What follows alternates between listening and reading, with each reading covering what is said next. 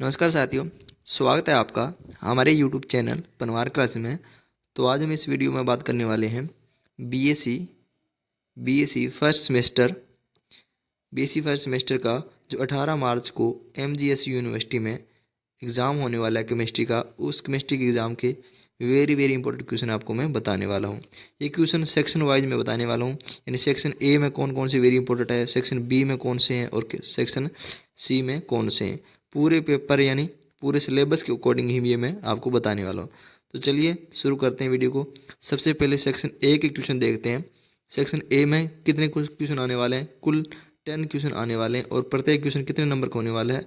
1.5 number का होने वाला है। और आपको सारे क्वेश्चन करने होते हैं, एक यूनिट से 2 क्वेश्चन देखने को मिलते हैं।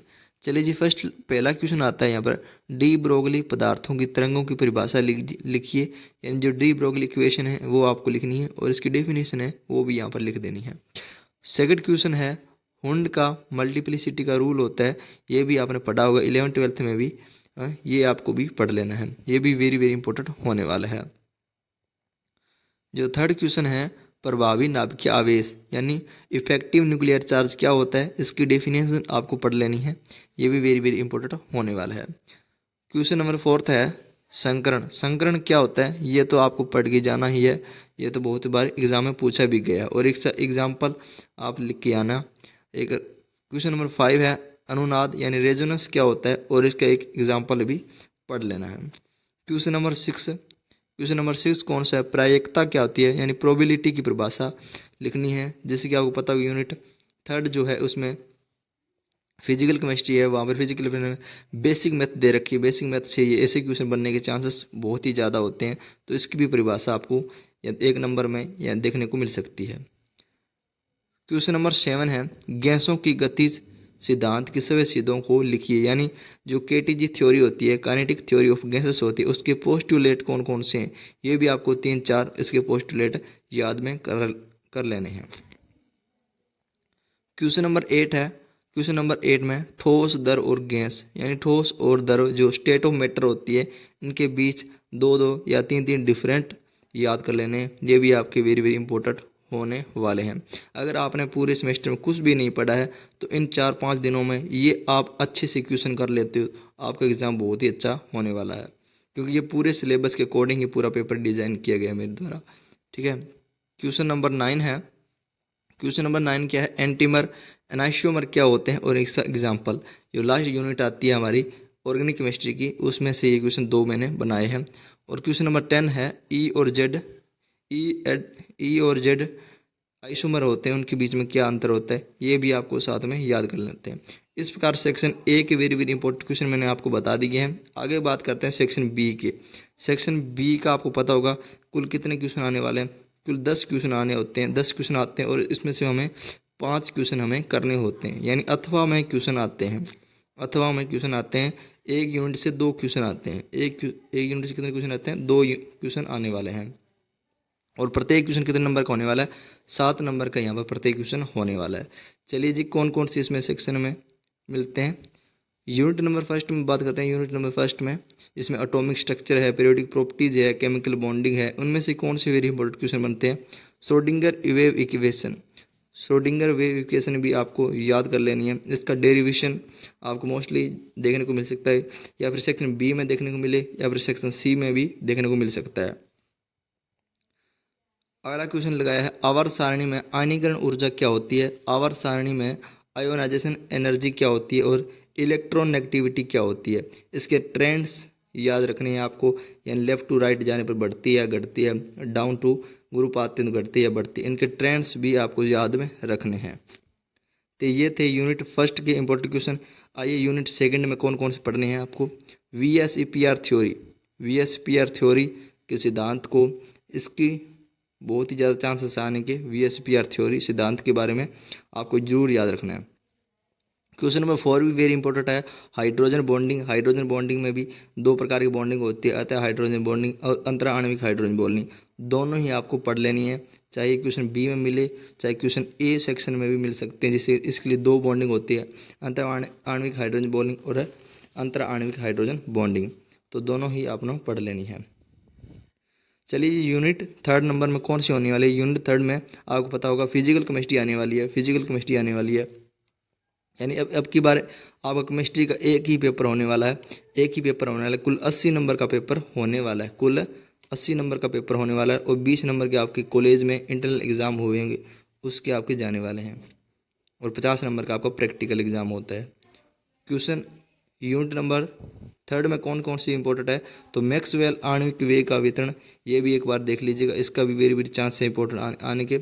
अनुरूप अवस्था नियम, ये भी वेरी वेरी इंपॉर्टेंट है यूनिट नंबर थर्ड के।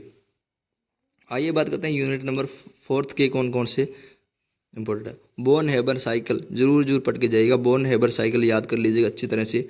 NaCl का ऐसे लिखा हुआ आएगा कि NaCl का बोर्न हेबर साइकिल को समझाइए, यानी इसमें कौन कौन सी एनर्जी इन्वॉल्व होती है ना। सब्लिमेशन एनर्जी होती है, फिर इसमें देनी पड़ती है। आयोनाइज एनर्जी होती है ना, इलेक्ट्रॉन एफिनिटी लगानी पड़ती है, फिर लेटिस एनर्जी द्वारा ऐसे NaCl की क्रिस्टल बन जाता है पूरा। तो ये पूरा साइकिल बनता है, वो आपको साइकिल याद कर लेना है। क्वेश्चन नंबर 8 है लिक्विड क्रिस्टल के वर्गीकरण को सूचकांक पर चर्चा करें। ये भी आपको पढ़ लेना है कि ये आपको सारे क्वेश्चन आपको अपनी किताब में मिल जाएंगे जो आपने पढ़ा है। लास्ट यूनिट आती है, या लास्ट यूनिट में क्वेश्चन नंबर कौन से है, अभिक्रिया, यानी ऑर्गेनिक केमिस्ट्री के लास्ट यूनिट अभिक्रिया के मध्यवर्ती यानी इंटरमीडिएट होते हैं, जैसे कि नाइट्रीन हुआ, बेंजाइन हुआ, कार्बिन हुआ, कार्बोकेटाइन हुआ, कार्बोएनाइन हुआ, इनके बारे में आपको जरूर पढ़ लेना है। कोई भी आपको इंटरमीडिएट दे देंगे और उनके बारे में आपको बातें लिखनी होगी, क्योंकि ये क्वेश्चन नंबर 7 का है, तो वो छोटा क्वेश्चन तो यहाँ पर आने वाला नहीं है। कुछ बड़ा ही क्वेश्चन देंगे, तो सारे इंटरमीडिएट आपको एक बार जरूर पढ़ लेने हैं। साइक्लोहेक्सेन का अनुरूपण, इनका कन्फॉर्मेशनल एनालिसिस आपको साइक्लोहेक्सेन की पढ़ लेनी है ना। साइक्लोहेक्सेन की आपको पढ़ लेनी है, जैसे कि आपको पता होगा बोट फॉर्म होती है, ट्विस्ट बोट फॉर्म होती है, चेयर फॉर्म होती है। साइक्लोहेक्सेन के सारे कन्फॉर्मेशन आपको पढ़ने हैं। इस प्रकार सेक्शन बी के इंपॉर्टेंट क्वेश्चन आपको मैंने बता दिए हैं। और आगे बात करते हैं सेक्शन सी, जो कि आपको 30 नंबर का होने वाला है।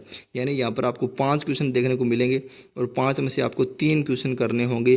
और एक क्वेश्चन कितने नंबर का होने वाला है, 10 नंबर का यहाँ पर होने वाला है। तो ये वेरी वेरी इंपॉर्टेंट होने वाला है सेक्शन सी। तो इसमें से एक यूनिट में से एक ही क्वेश्चन आता है, और इसमें से 5 क्वेश्चन मैं बताऊंगा, इनमें से पक्का क्वेश्चन यहाँ पर आने वाला है ना। जैसे कि फर्स्ट यूनिट से आपका क्वांटम नंबर, क्वांटम संख्याएं क्या होती है, 4 क्वांटम होती है। चारों क्वांटम संख्या को आपको परिभाषा एग्जाम्पल के थ्रू वो पूरा आपको समझाना पड़ेगा, तभी आपको यहाँ पर 8-9 नंबर देके जाएगा, वो 10 नंबर देगा। जैसे क्वांटम नंबर 4 नंबर होती है, principal quantum number, azimuthal quantum number, magnetic quantum number, spin quantum number, ये सारी चारों की चारों आपको पढ़नी है, अच्छी तरह से आपको याद कर लेनी है। और सेकंड क्वेश्चन है मोलिकुलर ऑर्बिटल थ्योरी से ना। मोलिकुलर ऑर्बिटल थ्योरी यानी एमओटी डायग्राम देखने को मिल सकता है आपको, या फिर O2 का दे सकते हैं, या फिर आपको हेट्रोन्यूक्लियर में दे सकते हैं, CO का दे सकते हैं। ये 2 मोलिकुलर ऑर्बिटल डायग्राम इनके याद कर लेने हैं आपको, वेरी वेरी इंपॉर्टेंट है क्वेश्चन। सेक्शन सी में जो क्वेश्चन बता रहा हूँ मैं, वो क्वेश्चन बहुत ही ज़्यादा वेरी वेरी इंपॉर्टेंट होने वाले हैं, आपको जरूर एक में याद कर लेने हैं, आपको जरूर क्वेश्चन देखने को मिलेंगे इसमें। क्वेश्चन नंबर 3 है, क्वेश्चन नंबर 3 में वॉन्डरवॉल समीकरण और इसकी डेरिवेशन। वॉन्डरवॉल समीकरण का पूरा डेरिवेशन भी याद कर लीजिएगा, क्योंकि ये यूनिट नंबर 3 से यहाँ पर पूछा जाता है। वॉन्डरवॉल इक्वेशन से यहाँ से पूरा क्वेश्चन बन सकता है। अगला है फोर्थ यूनिट में से कौन सा क्वेश्चन वेरी इंपॉर्टेंट है, त्रिज्या अनुपात का नियम, रेडियन रेशो रूल। आप सिलेबस भी देखोगे ना, तो मोस्टली यहाँ पर यही मेंशन कर रखा है ज़्यादातर, है ना, क्योंकि छोटा क्वेश्चन ज़्यादातर छोटे ही क्वेश्चन बनते हैं और बड़ा क्वेश्चन यहाँ पर पूछना है, क्योंकि 10 नंबर का यहाँ पर क्वेश्चन पूछना है उन लोगों ने, तो बड़ा ही क्वेश्चन यहाँ पर पूछेंगे। त्रिज्या अनुपात के नियम और इसकी सीमाओं के बारे में, इसकी जितनी भी लिमिटेशन है वो सारी आपको याद रखनी है। क्वेश्चन नंबर 5 है, जो कि वेरी वेरी इंपॉर्टेंट है। जब मैंने बीएससी की थी तब भी ये क्वेश्चन आया था, बीएससी तब हमारे ईयर वाइज होता था, तभी ये क्वेश्चन आया था। विभिन्न प्रकार की कार्बनिक अभिक्रियाओं को उदाहरण से समझाइए, यानी कार्बनिक रिएक्शन होती है, एडिशन, न्यूक्लियोफिशन, सब्स्टिट्यूशन, वो सारी रिएक्शन यहाँ पर एग्जाम्पल के थ्रू आपको याद कर लेनी है। ये क्वेश्चन आपको वेरी वेरी इंपॉर्टेंट देखने को मिल सकता है एग्जाम में। तो इस प्रकार ये मैंने सेक्शन ए और सेक्शन बी और सेक्शन सी की वेरी वेरी इंपॉर्टेंट क्वेश्चन बता दिए हैं। भाई 4-5 दिनों में अगर आपने कुछ भी नहीं पढ़ा तो इन क्वेश्चनों को एक बार जरूर पढ़ लें, आपके एग्ज़ाम अच्छा होने वाला है। थैंक यू, बहुत बहुत धन्यवाद। मिलते हैं एक नई वीडियो के साथ।